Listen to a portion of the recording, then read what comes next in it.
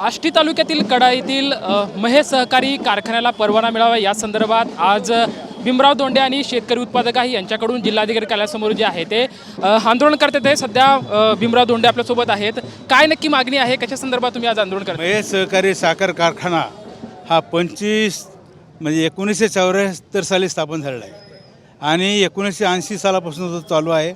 याचे 25 गळीत हंगाम झालेले आहेत आणि या भागातला ऊसाचा प्रश्न त्यावेळेस सोडवण्यात आला होता, परंतु अचानक मध्ये दुष्काळी परिस्थिती असल्यामुळे कारखाना बंद होता।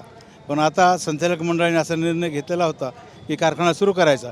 त्यासाठी OTS बँकेमध्ये केलं, बँकेचं कर्ज भरलं आणि नंतर साखर आयुक्ताने आम्हाला सांगितलं की तुमचं लायसन रद्द झालेलं आहे। देशातली पहिली घटना आहे, सहकारी साखर कारखान्याचं लायसन रद्द होण्याची पहिली वेळ आहे। त्यामुळे आम्ही असा प्रयत्न करतो की ते लायसन रिन्यू व्हावं आणि या भागातील शेतकऱ्यांना न्याय मिळावा, कारखाना सुरू व्हावा। सुरू होण्यासाठी आमचे प्रयत्न चालू आहेत।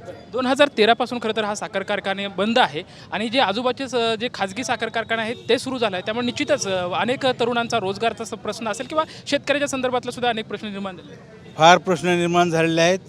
आजूबाजूला खाजगी साखर कारखाने झालेले आहेत, ते वजनामध्ये काटामारी करतात। महाराष्ट्राच्या मुख्यमंत्र्यांनी भाषणात सांगितलं की काटामाऱ्या जरा कमी करा।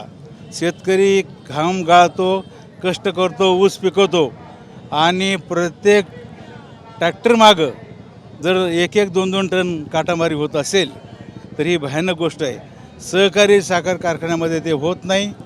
लोकांची परिस्थिती सहकारी साखर कारखान्याला आहे आणि ह्या कारखान्याने 25-30 गळीत केलेले आहेत। अचानकपणे लायसन विड्रॉ झालं।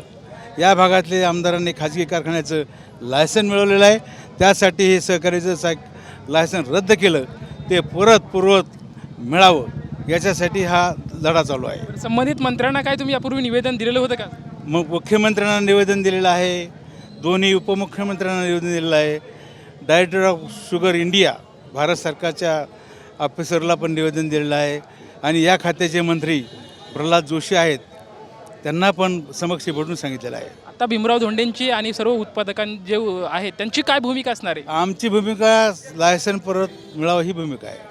एकंदरीत आपण बघू शकतो की या कारखान्याचं लायसन परत मिळावं ही जी भूमिका आहे ती भीमराव धोंडे आणि सर्व ऊस उत्पादक यांची आपल्याला पाहायला मिळते। कॅमेरामॅन विनोद सोबत लक्ष्मण जाधव, टीव्ही मराठी, बीड।